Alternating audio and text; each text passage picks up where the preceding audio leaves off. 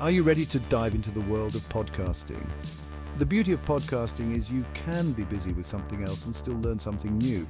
Whether you're driving to work, running on the treadmill at the gym, or doing household chores, you can always gain useful tips from your favorite podcast show hosts.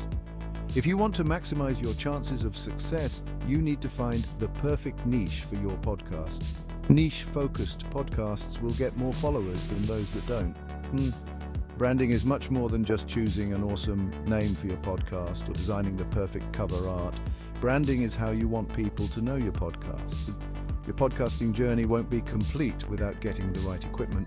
Investing in quality equipment will make a significant difference in your audio quality. To ensure your podcast doesn't run out of steam, you need to plan your episodes for weeks and months ahead. Planning gives you a bird's eye view of your content strategy.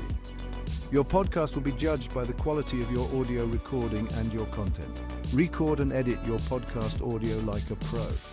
Your podcast audio files need to be hosted with a suitable host so that your listeners can tune in and listen to your show. A Conundrum is giving you this free resource to help you start your journey to podcasting. Download and learn. Happy podcasting.